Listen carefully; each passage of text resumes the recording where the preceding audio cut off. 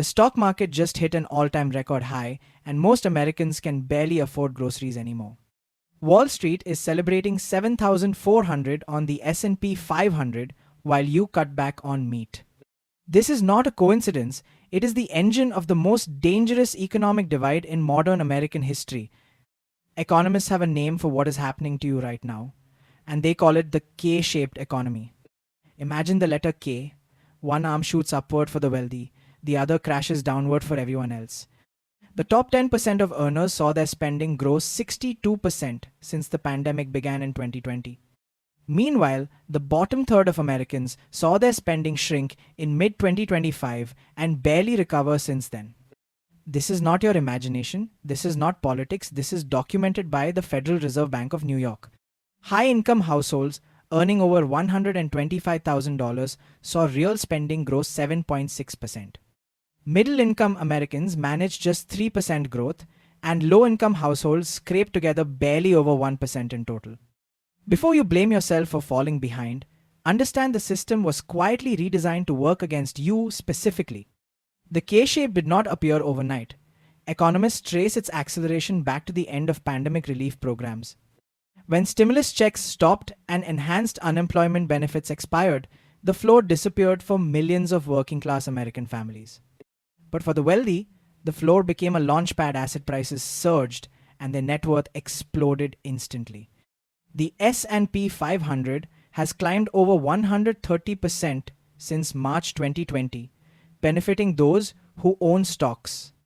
Here is the brutal math. The top 1% owns 53% of all stocks in this country today. That means the stock market rally you keep hearing about on the news is largely irrelevant to your daily life. CEO compensation at S&P 500 companies has exploded 642% since 1991, adjusted for inflation. The federal minimum wage has not moved a single dollar since 2009, sitting at $7.25. The tipped minimum wage has been frozen at $2.13 per hour since 1991 entirely. While executives collected average Wall Street bonuses of $244,000, your paycheck bought less than before. From 1975 to 2018, $50 trillion was quietly transferred from the bottom 90% to the top 1%. That is not a conspiracy theory, that is a published finding from the Rand Corporation using government economic data directly. Now layer in what happened next. Inflation hit a 3-year high of 3.8% in April 2026. At the exact same moment, real average hourly wages fell 0.5% in a single month for workers. For the first time in 3 years, inflation is eating every single wage gain workers managed to earn each month. The University of Michigan Consumer Sentiment Survey just recorded its lowest reading in its entire 74-year history of operation. 3 of the 4 worst consumer sentiment readings ever recorded have now happened in just the last 9 months alone. This is not a vibe session. People are not imagining pain. The data confirms it is economically real and structural. Labor's share of gross domestic product has been falling for 2 full decades and just hit its lowest level ever recorded. Think about what that means. Corporations are capturing more of every dollar generated while workers take home less of it. High-income households with cash reserves earn significant interest income when mortgage rates hit 7% in 2024 and 2025. Meanwhile, that same 7% mortgage rate locked millions of middle-class Americans completely out of the housing market permanently. The confidence gap between highest and lowest earners just reached its widest point in more than a decade of measurement. Bank of America data confirmed higher income households' wage growth hit 3.7%, while middle-income families got 1.6%. That gap between 3.7 and 1.6% does not sound big until you live on it daily. That is the difference between building wealth and going deeper into credit card debt every single month of your life. US Bank economists published a report titled "The K Economy in 2026, Same Story, New Amplifiers," and it is alarming. They found income concentration now exceeds its pre-pandemic peak and sits at levels not seen in 60 years of data. The American middle class, has shrunk from 61% of the population in 1971 to just 51% today. Barely a majority, and falling as both the lower income and upper income shares of the population grow simultaneously in opposite directions. Moody's Analytics chief economist Mark Zandi said this directly, quote, "This is not cyclical or temporary, this is structural." That word structural means the system is not broken, it is working exactly the way it was redesigned to work. Now meet the new amplifiers that are accelerating the divide at a pace that previous generations never had to confront before. Amplifier 1 is artificial intelligence. AI is eliminating middle-skill jobs at scale while generating massive wealth for shareholders and executives. The companies deploying AI most aggressively are posting record profits while their headcounts shrink and their remaining workers earn less relatively. Amplifier 2 is asset-based wealth versus wage-based income. If you own things, you win. If you only work, you lose. Every time the Federal Reserve held rates high to fight inflation, it handed billions in interest income to wealthy cash holders.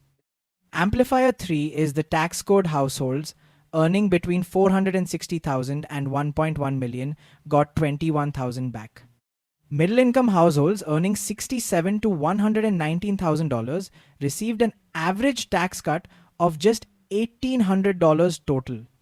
The same legislation that delivered those crumbs to the middle class simultaneously cut food stamps and Medicaid for the most vulnerable Americans. The Congressional Budget Office quoted this publicly. It is not an opinion, it is a documented transfer of resources upward. Now look at what this means at the checkout counter. Tariffs have added an estimated $1,700 to average household costs. Coffee prices surged 18.5% year over year. Gasoline is at $4.50 nationally. Food costs are crushing families. Tomato prices are up 40% in 1 year. Eggs, beef, and household appliances have all climbed relentlessly for working Americans. The people hit hardest are the ones with the least buffer. No savings, no stocks, no second income, no escape valve. New York Fed researchers confirmed this finding. Low-income households are being squeezed by inflation, running persistently above the national average today.